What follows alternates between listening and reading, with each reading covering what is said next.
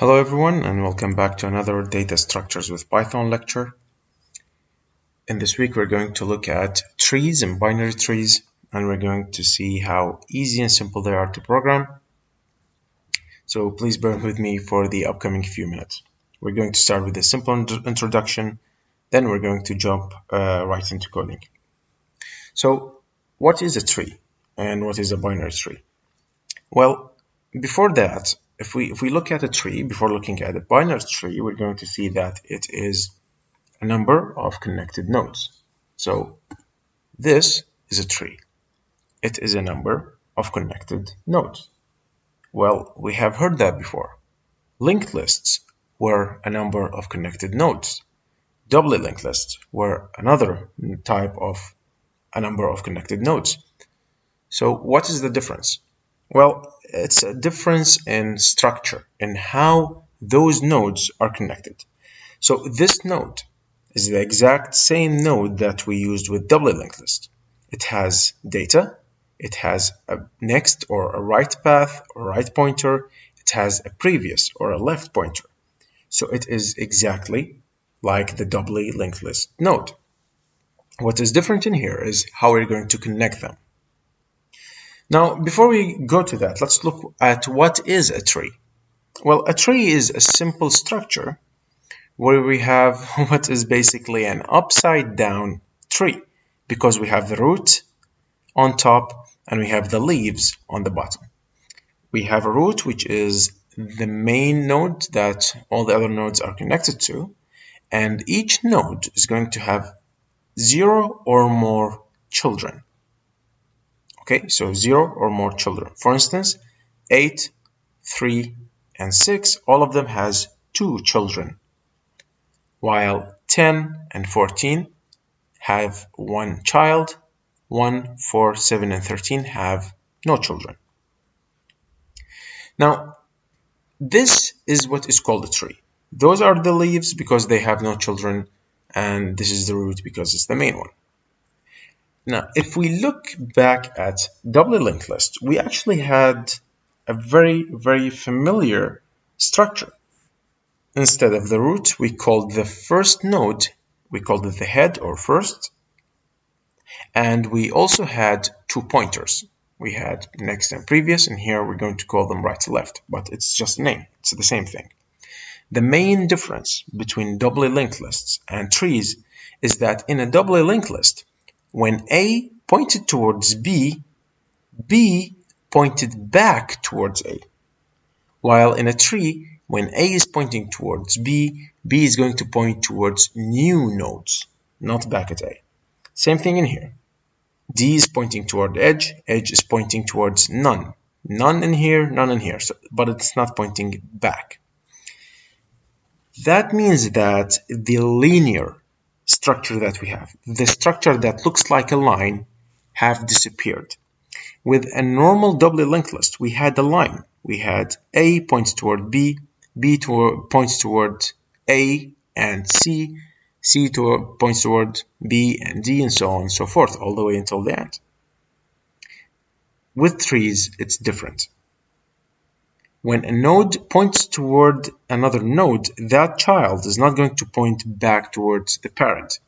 Can we program it to do that? Yes, we can. In programming, it's fairly simple. It's just a pointer. But as a tree structure, it's not meant to do that.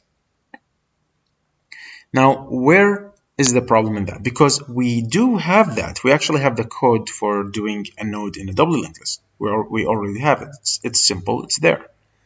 So what is the main problem, let's call it, when comparing doubly linked lists and trees? And actually, it's traversing. Now, with doubly linked lists, we had a line of nodes. So I can start at the head and jump, jump, jump, jump all the way until the end. The problem here is, okay, so I start here, but what is the next line? If I start at A, am I going to say A, B, C, D, E, F? Or is it going to be A, B, D, edge, C, G, F, E? Or is it going to be A, C, G, F, E, D, I, edge, and B? How can you go from one point to the next if you don't know what's going to happen? Now, let me rephrase.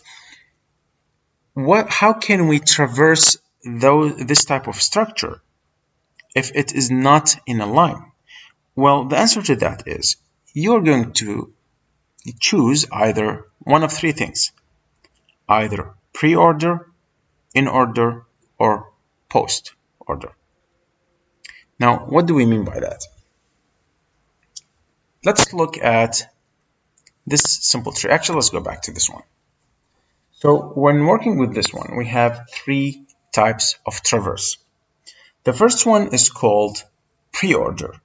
If you want to understand those traversals easily, the best thing to do is just don't think about all of this. Think about the node and its children only. We're going to be working mainly with binary trees. A binary tree is a tree where every node has no more than two children.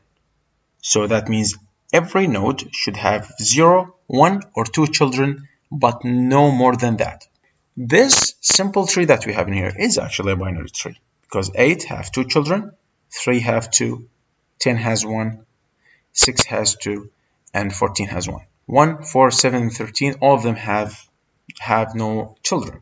So the maximum number of children for a single node per node is 2. That means this is a binary tree. Now, if I'm going to traverse this, I'm not going to look at all of them. Look only at the node and its children. And it's always going to be parent, left, then right. Okay? Parent, left, then right. So right now I have 8, and it is the root. I'm going to start here. 8, left, 3. But before I go to the right, this 3 also have a left and right. So this is what's going to happen. 8, parent, the left became a parent, so again, parent, so 3, left, 1, so I have 8, 3, 1, then right. 6 here became parent again, because it has 2 children. So I have 8, 3, 1, 6 parent, then left, 4, then right, 7. Now, all of those are done. So I have 8, 3, 1, 6, 4, 7. Jump back here. Parent, 10. Parent, 14. Parent, 13. This is called pre-order. We have in order, which means left, parent, then right. If we look at this example in here, it's going to be, okay, left. Then the left again. So this has 1. It's going to be written here. Parent, 3, then right. This one has another left. So 4, left, parent, right. 4, 6, 7. So I have 1, 3, 4, 6, 7. Come back all the way here. 8, then right, right, and left.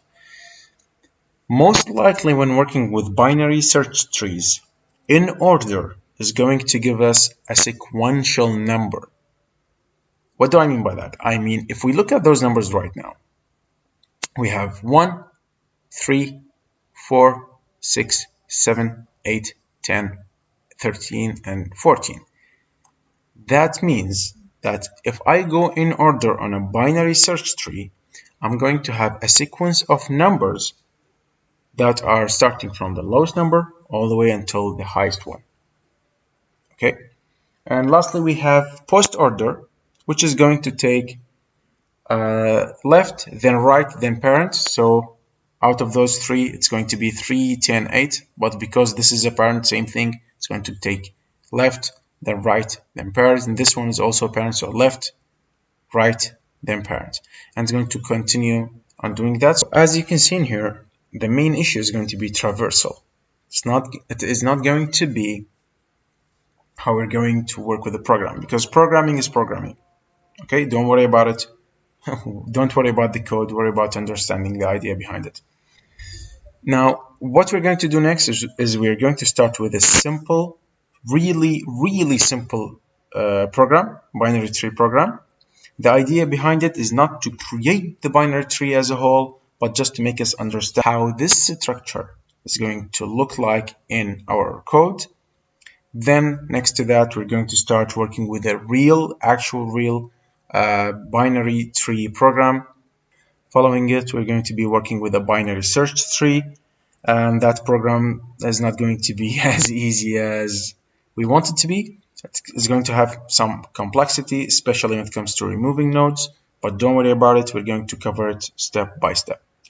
I hope you enjoy this subject, because it is actually enjoyable once you understand some of these simple things in it and unravel some of the complexities in it. And believe me, you're going to have fun.